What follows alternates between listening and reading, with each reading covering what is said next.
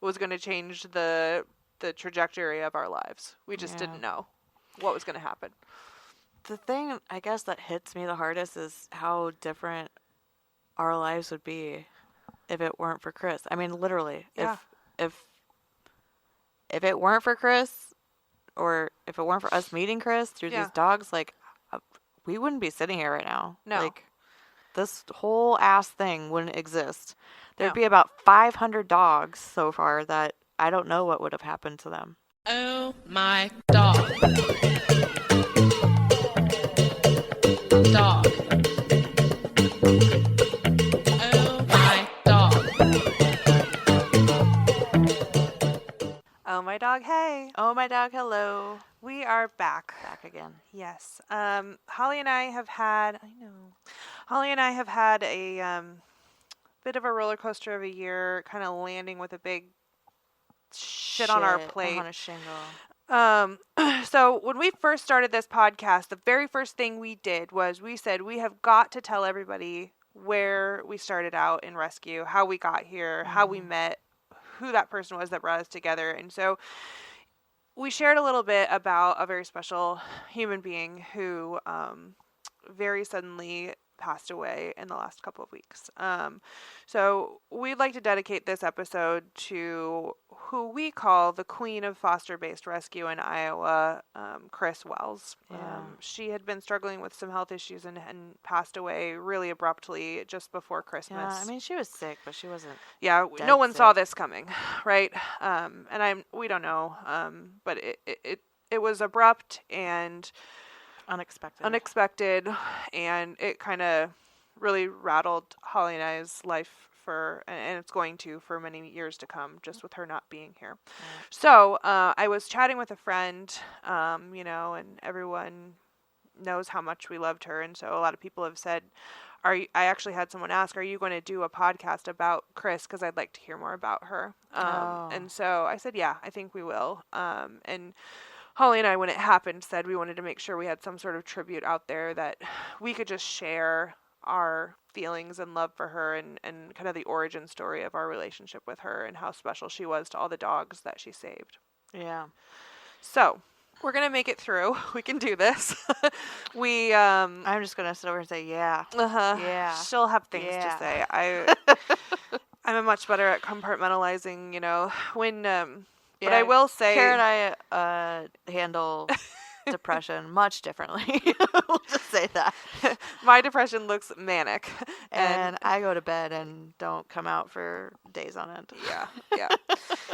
So, when this news hit, it was such a big blow to our lives and somebody that we've been talking to every day for 10 years that Holly, when they called Holly to let her know that Chris had passed away, and like the partner in life and crime she is, she has my location on Apple Maps, which she didn't really need, but weird. Yeah. Where did I find you? Yeah, she found me at Paws and Pines at the dog park, So she walks in, and she doesn't walk into Paws and Pines because it's a long ass drive for her to get there very often, but she walked in, and I knew by the look on her face that something very bad had happened. I didn't have any idea what it was going to be. And so I'm really thankful for you for doing that for me and being able to look me in the eye and tell me that news in person. It was pretty important for us to do that and have that moment together, I think. Yeah. I've had a couple of these phone calls in my life, and they're, it's just not a phone call I want to make. I think it's important to do that in person if you can. Yeah. And based on proximity, they couldn't do that for Chris with me. It's fine. I'm not upset about it. I'm just saying, like, she was able to take that. And I needed you too. Yeah. I wanted to be with you. Yeah. And it's just one of them things. So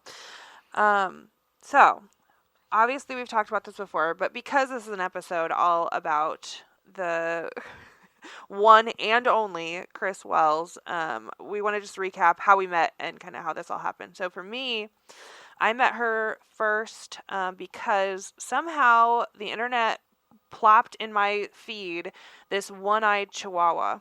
and her name was Pansy, and she was supposedly like this evil little dog that held grudges and yelled at other dogs when, if somebody stole a treat from her once, she hated them for life. Like, she held grudges, and that's true. Like, she did that till the day she died. But this dog dropped, and Chris had this way about describing dogs in a way that was so outrageous and funny and real that it just caught my attention, which is why many, many people became friends with her and adopted dogs from her rescue, Fluffybutts Rescue. The world just kind of was captivated by her way with words it was so ridiculous that it would just kind of draw you in. And what she did for Pansy, this little chihuahua, was there's this old song called The One I Love. It's, you're the one I, you're the one I love. And it's literally about a one-eyed woman that this guy had fallen in love with, but it was, one-eyed. So she had kind of rewritten this song for this dog, and I'm like, my God, I have to apply. Like, I don't know, something's drawing me to this stupid dog. And at the time, my daughter was really into, Beverly Hills Chihuahua, the movie. Oh, God. And so she was little, and she wanted a Chihuahua so freaking bad. So instead of getting her like an adorable Chihuahua, from a breeder that's perfect, the little apple head and all the things, I bring her home this scraggly ass one-eyed Chihuahua. But in the time of getting her, I drove up to Washington, Iowa. I sat in Chris's kitchen with her and immediately felt like, I don't know who or what I just met, but I think that it was something that's going to change my world, and it was. So she stayed in touch with me, and she saw just how crazy I was for dogs, and very shortly thereafter, she threw my very first foster dog in the back seat of my car, a little Chihuahua named Batty, another one. I did Chihuahua after Chihuahua for a long time. And Batty was equally horrible. She had a horrible screechy bark, and I was hooked. And Chris and I rescued a lot of dogs, and then along came Holly. Oh, God. Yeah, I was looking for a dog for Lady because Stella had died, and I had been rejected several times by other rescues because I didn't have a fence, and you know how that is. And Yep. Anyway, somebody suggested that I look at Fluffybutts, and so I did, and that's when I found Jax. I don't even remember his pet finder, really. I'm sure it was hilarious, though, because she had him for 6 months. She always called him a wine ass, which He he was was a wine ass until the day he died. Oh, my God. He just would not shut up, ever. Yeah, Chris was probably thinking she hit the lottery when I called. She's like, oh, thank God, get this dog out of my house. Because I was like, I'll be right there. And I left my house. It was like 3 hours to Chris's house from my house. 2.5 anyway. But I think you had mentioned, she kept in touch with you. And I think that's important because she kept in touch with me too. Yeah. And that's how I got into fostering is she nurtured that relationship with the crazies. crazies. And chit-chatted. And then in December of 2017, I got my first foster, and I was you adopted adopted into Jax the group chat. Yeah, you adopted Jax in June of 2017. Yes. So she played this game. She plays a long game. She's like, I really like you. You're just as crazy as me. I can tell. It's a Charlotte's Web situation. She likes to draw you in. Yes. It really was. Yeah, and Jax was landed exactly where he should have, but little did we know that whiny-ass dog and that one-eyed little Chihuahua were going to gather with the craziest, most outlandish woman I've ever met as far as her personality and way about words and everything was going to change the trajectory of our lives. We just didn't know what was going to happen. The thing, I guess, that hits me the hardest is how different our lives would be if it weren't for Chris. I mean, literally, if it weren't for Chris, or if it weren't for us meeting Chris through these dogs, like, we wouldn't be sitting here right now. No. Like, this whole ass thing wouldn't exist. There'd be about 500 dogs so far that I don't know what would have happened to them. No. I don't know where they would have gone. My whole life would be different. Yeah. It's that there's those people, and then there's everybody else. You know? Yeah, it's true. It just kind of hits different. It's just really. So, we've kind of alluded to that Chris was a really unique character, but I think we can probably have like a few anecdotes as to just like kind of how different she really was. So one thing that everyone will always say, and she's almost impossible to describe, so we'll do our very best for those of you who never met her or interacted with her or had a dog thrown in your back seat by her. She was great with words, but she never minced them. If there was something to be said, you would have no question about where she stood on anything. It could be politics, it could be how to take care of a dog, it could be, how to do just anything day to day appropriately in the way that she thought it should go. She would let you know. And she said it so confidently. She did. And it wasn't, you're right. It wasn't like arrogantly. No. When I say it was confidently, matter of fact. It wasn't even, there was no tinge of I'm better than you or I know what I'm talking about or none of that. It was just, this is the way I see it. This is exactly how I feel. Yep. And that's it. There you are. There you go. Yep. Which in this world, it's so, everyone's rare. So worried about what everyone else thinks and what your picture looks like and, what you're portraying to the world. I'm seeing all of these beautiful holiday photos of all the families lined up and everything being completely perfect. And she never was worried about that. She just always wanted the world to see her as she saw the world. She just wanted everything to be very real and honest. And it was with her, which is what we loved and why she knew that we should meet. I'm scrolling our group chat and I just scrolled up on, I never put you on speaker at the vet's office anymore. I was saying that to Chris. No, because you did that one time. And then if you didn't get kicked out of your vet's office after that, you never did it again. Because you would call her, and this was before she got sick. Her, and understandably, her demeanor changed a lot after she got sick, and it was unfortunate, and it was sad. It was understandable. Yeah. But, I love scrolling way, way, way back. Way back. Yes. When we were young and dumb and naive. Now we're old and dumb and naive. Maybe less naive, but more. More jaded than we once were. Yeah, so... But we talked about everything. Again, scrolling through this, it wasn't just about dogs. Yeah. I mean, she would ask us about, what's going on with so-and-so, especially when Aaron was sick. She'd ask about Aaron, and they, we're just sharing pictures back and forth, and... Yeah, anything that would pop into our minds any time of day, it would throw into this chat. Yeah. And, when we both were going through, deployments and, when your husband was sick and died, where else would we have gone when there was nowhere else for us to have this kind of venting session or place that was so real and honest and but all of it was themed and underlined with a dog. There was always, so I mean, it was always, which is pretty much my life, but back in. It always looped back to okay, well, what's going on with this dog, or what's happening here, or a picture of where we're at, or what dog's laying on our face, or whatever.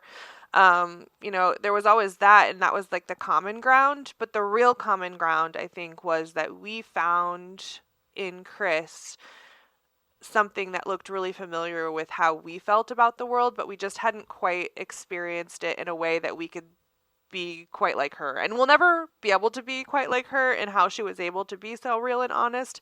But I think it gave us a lot of confidence to do what we did, specifically in deciding that, we were going to start this rescue. And we couldn't have done it if we had not learned from the very best. Right. So. But, yeah. Yeah. And it wasn't easy for her to see us do that. And I think Yeah. we don't have to go too deep into it, but one thing I treasure about our relationship was that if she pissed me off or I pissed her off or Holly said something wrong or didn't do something right in our way, you talked about it. Yeah. You yelled about it. You said I'm mad. And then you'd come back a few days later and you'd be like, all right, so how you doing today? Right. You know, because, and that's really what happened when we decided to start Oh My Dog. We knew that we wanted to do something different. We wanted to do it on a larger scale. We wanted to have something of our own to leave behind. But to tell the person who we had been rescuing dogs with for a decade that we were going to go off on our own was really hard. Really, really hard. And we delayed it. We delayed it. A We long waited time. and waited until we thought was the right time. We did it in the best way that we knew how. And it took her some time to get over the fact that, you know, we felt the need to do this. But I truly believe that she saw what we did and she understood after time passed why we were doing it. But in the moment, it was difficult. So, and the thing I always go back to with that when I'm explaining that is Fluffybutts was Chris's. Yes. That's hers. That's her legacy. Her legacy, her hard work, her effort, her time, her fosters, her network, her everything. That's hers. Fluffybutts is hers. And for us to come in and do what we wanted to do, what we have done to her Fluffybutts, that would have been even worse than going off, you know. Yeah. And so it was hard to get that point across, and I understand just as if it were to happen to us, you know, we'd have the same reaction, I think. Well, I mean, I would be happy if one of our volunteers wanted to branch off and start if they did it own. right, well, you know. If not, we can judge them along the way. Yeah. It's part of what we do. I think just in her state of mind when it happened, she was very angry for a lot of reasons that had nothing to do with us. No.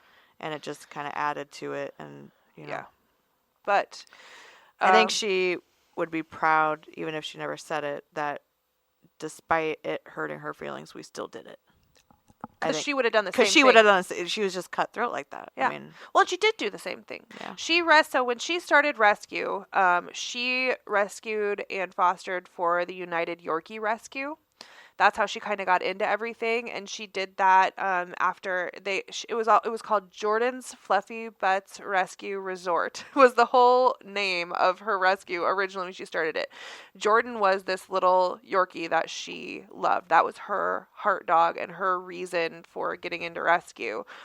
But she did it. She saw what was being done. She loved dogs. She knew she wanted to start a rescue. She learned from the people who brought her into rescue, and she did the same thing. And in 2004, she started Fluffybutts Rescue. And so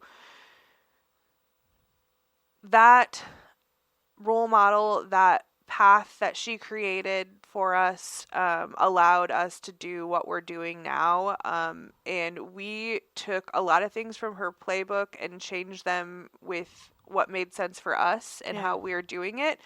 But I would have had absolutely no clue on how to jump into foster-based rescue or why foster-based rescue was so much better in my mind to other ways of doing this without her. And it's because a lot of she would say, you know, and we've learned this, you know, keep everyone that's helping you close. Make sure you actually know these people that are helping you. Yeah.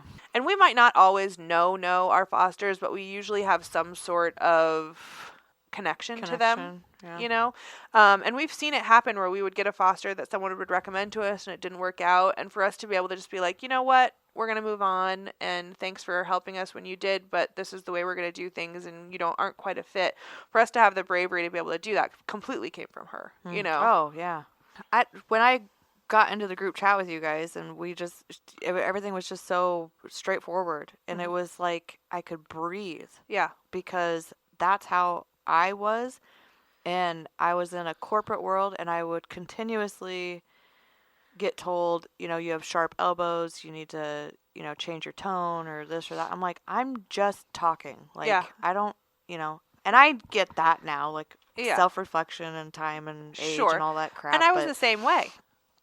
to just be able to be in a group chat and just say it like it is, and no one judged like, you. people just just laugh like, yeah, yes, I agree with you. Yeah, I'm like, that's oh, stupid. My God. She would, like, as you scroll through our chats with her, we'd have a whole conversation, and then she would just have like a one word, like, dipshit, like, just like the, yes, that person was a dipshit, or you're being a goofball, or, whatever. She would always just be like, yep, you're exactly right. I completely agree with you. Yeah. The world is dumb, and it's fun to be able to be real. And there's, all of our dogs dying in here too. Good Lord. Yeah. We've lost more dogs, more deaths. I mean, Otto and Madison, you had Kizzy and Sloth and George. Well, yeah, George and Jax, and oh man, we're gonna miss her. This in true Chris Wells fashion, she, like, if something was terrible, she would say, "This fucking sucks." Yeah, she would just say it. She would just say it, and. And it does, but then she'd move on and continue on with whatever was happening. A statement of the day. Yeah. It didn't need acknowledged. It didn't need, asked about. Nope. Just this fucking sucks. And that's it. And what's next? And sometimes that's true. Yeah. A lot of times that's true. And next sentence. That's it. Well, and what you've just described is how our motto came to be, which is truly our motto. That's something that you and I have always said, but it came 100% from this fucking sucks. Yeah. What's coming next? What do we do? How do we make this work? And she did that day after day, and for hundreds and hundreds of dogs she saved from all sorts of situations, was all because, she'd see a situation, this fucking sucks, let's figure it out and make it a little better. Yeah. So, yeah. She's brought, I mean, there was no numbers published. I don't know if they even have records of that far back, but, yeah. Well, I mean, so I was talking to her dad. Hundreds. Yeah. Hundreds of dogs. I was talking to her dad, and he said on busy years, probably 1,000. They would average 100 to 150 dogs a year. And some less, some more, but for 20 years, that's a lot of freaking dogs. That's a lot of dogs. And she did it on a small enough scale that she was able to be as close with all of those people that helped her to keep that mission moving forward as she was with us. So every person that you'd talk to would say, and you said this when we were at her visitation, that she created so many individual relationships with people that were so meaningful. You know how hard that is to do? She had very singular connections, because when we were at the visitation and the funeral, for that matter, there were all these people that, like, nobody knew each other. Did you notice that? Yeah, most didn't. I mean, we knew Amy, and we knew Tony, and we knew Kit, and we, like, Carrie, but there were a lot of people there that didn't know it, like, everybody sat on their own kind of deal. So to me, it just kind of represented Chris's, especially her keyboard relationships is what I'll call them. She had a lot of, I imagine her chat messenger just as bad as ours, if not worse. And she was paying a lot more attention. Yeah. But and they were meaningful, and she cared about what was being said. And it spanned the entire country. I mean, so we were scrolling through our chat, and there's this guy who was on Sons of Anarchy, an actor. Yes. Somehow through Twitter and her hilarious musings of this evil little dog that she had named Otto, who was evil also and sweet, hated some people, loved some people, ridiculous, ugly little chihuahua. I mean, absolutely ridiculous. His tongue hung out. He had these long, slender, narrow ears. And she had Otto the Butthead was the name of her Twitter and her Instagram. And she somehow met this David LaBrava, who was on Sons of Anarchy, which she loved that show. And they became actual friends. They talked on the phone for hours. And she asked me to make him a sweatshirt that had her Otto on it, that had, his name and everything. And he wore it. And, when she died, he was the first person in the list on the obituary page to comment and say, Chris was my friend. Yeah. and they were friends, and they just met on the internet. And she was a lady from Iowa doing dog rescue. Like, what? The craziest pair you ever dream up. Yeah. Tell them about Cam. Oh, going alone. Well, first of all, this is I have to tell why this even happened, and it's a testament to why Chris was just a great curator of friendships. But obviously, we have all gone through our fair share of things. But Holly had, a couple of, and one specifically, really fucking hard year that sucked. Yeah. And as we said, we all handle things differently, and Chris saw that Holly needed something, and so she invited all of these fluffy butters, as she called them, to come down, and we met in Des Moines, and we had what she called a Holly Day, which I loved, and we just did everything all about Holly, and we went to lunch, and then we went out to her house to see her dogs and all the things. And the tiny home. Yeah, we toured her tiny home. She loved that tiny home. She wanted one so bad. I wish she could have been able to experience that. But anyhow, we're sitting at the Cheesecake Factory at a table of, 12 women, and I brought along my daughter, who has been with us in rescue since 5 years old, and so she's known Chris for this whole time. And that would have been in 2019. So how old is Cam? She's 17 now. So she would have been 12. Yeah. She was 12 years old. An absolute appropriate age for me to say when she said, I have to go to the bathroom. And I pointed and just said, it's right over there. I could see the door to the bathroom from where we were sitting. Even if you couldn't. She was fine. Still an entirely appropriate age. Jordan Creek Mall, For a young female to go to the bathroom on her own. Yes. In a public restaurant. Yes. So I pointed and I said, the bathroom's over there. And Chris's face just lost her mind. She goes, is she going to go by herself? Is she going alone? You're letting her go alone? I was like, and we all looked at her like, yeah. The fuck? Like, she's 12. She's out of diapers. She's fine. She can walk there. She knows how to wash her hands. I don't know. We can see the door. And that was like a long running thing with her. She would always check in. She would always check in about the things and the people that we loved individually. And she would always ask me how our Cam was doing, our little Chihuahua whisperer. And she would be so kind about it. And one of us undoubtedly would say, and she's still going to the bathroom by herself, Chris. Oh, man. Yeah. That was funny shit. I remember one time we had rescued some Pomeranians from a breeder, and they were just in horrible, horrible condition. And this was early on in my fostering, I think just within my first year. And so I took one of them, and cute little thing, but just the smell on these dogs, and their teeth are just rotted out of their disgusting. head. And their blood work was... forget about it. Anyway, the breeder had dementia so bad that she called Chris like 3 days later and said, I gave you the wrong dog. I accidentally gave you one of my favorite dogs. Yes. 3 days later, this woman calls about this shit. And it just happened to be the dog that I was fostering. And so Chris, this is early on in our relationship, so we're still, testing our boundaries and seeing what we can both get away with. And she's like, well... she got real quiet. She goes, well, if it comes down to it, we just might have to give that dog back and take the other one. And I said, you can come right on over here and pry this dog from my cold, dead body. She's 3 hours away and she doesn't drive, so we're safe. Yeah. I said, Chris, no. Come up with something else. We're not doing that. Yeah. I'm not giving the dog back. This is over. So when we reference... it becomes the dead dog saga. Dead dogs. When we reference, that dog died. Yeah. That one... might still be living somewhere undisclosed. Yeah. Dead Juno was the name of that dog.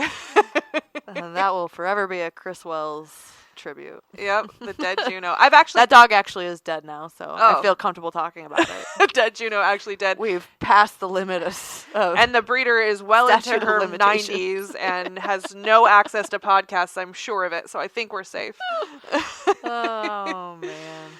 Yeah, there was always just this really real realness about her that is unmatched and unexplainable. But I hope that some of these stories kind of help you understand just why we loved her so much and why we were so inspired by what she was doing and how she was doing it. Yeah. Yeah. She gives me confidence. Yeah.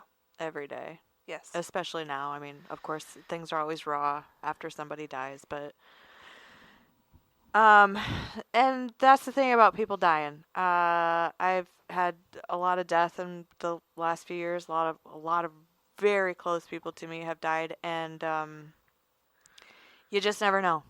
Chris, it was so. I mean, she just laid down to take a nap, and that was it. Mm-hmm. And that could happen to any one of us at any time.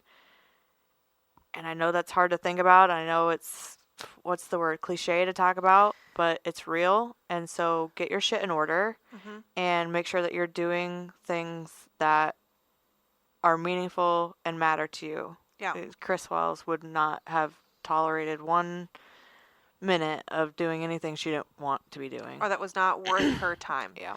And, the older I get and the further I get into this rescue world, the more I understand why she was the way she was and why all old women that run rescues are crotchety. And But what we learned from her, though, is you can be a crab ass, but if you're funny, you can be successful. You can succeed. For sure. So we're just going to keep doing that. Yeah. And, it's brought Kara and I, we want to sit down and talk about where we want our dogs to go. If anything should happen, dog forbid. Yeah. I've got 5 dogs. I can't expect them all to go to the same house, and I can't expect them all to stay together. And, what kind of life, I need to let Kara know what kind of situation I want this dog to end up in, what they need, and so on and so forth. And it's not, I'm going to be dead, so it doesn't matter to me. I'm doing it for you because you're the one that's going to be dealing with the loss of me, which I hope is just absolutely traumatic. And to have that guidance is going to take such a burden off of you while you're going through your grief for me. I know this because of, Aaron and I, we got a lot of things set up before he died, and it took such an amazing amount of guilt off of my shoulders, and I didn't have to think about that stuff. It was already done. It was just already done. Yeah. And so, just all of our listeners, dog related. Yeah. Which is what this podcast is for. Get your shit together. Yeah. For a plan for your dogs should you die. Yeah. Exactly. And I'm for sure going to die first. I don't know if you've mentioned or noticed how accident prone I am, but I will fall off a cliff trying to take a selfie or something stupid as hell. So I'm really like 90. I'm playing mahjong every week, okay? And bingo and bowling. Group, and bingo and bowling and cribbage. Regardless, I think I'm bound to die early. Either that or we really are going to Thelma and Louise it right off a cliff at the same time. So all the rest of you are going to have to figure it out without us. But either way, just make sure you know what's going to happen with your pets. I mean, even me just thinking about if something were to happen, I have a big pack of dogs that some of whom only I can handle. Mm-hmm. And I know that my husband would have a hard time letting them go, but someone's going to have to show him, this is actually what's going to happen, and this is what she wanted to help him through that if he were ever to be in that situation. Mm-hmm. I don't want him to have to take on all of my responsibilities of what I've... especially out of guilt. No. Because guilt turns into resentment, and that's a hostile situation when you're caretaking a live animal. You know what I'm saying? Yeah, that's true. And honestly, their lives, I truly believe that all of my dogs' lives are bettered by being in my home, but that might not be the case if our family unit was not the same as it is today. Yeah. And I don't want his life to be not as great because he's having to take care of our pack of dogs by himself. So I just... Yeah.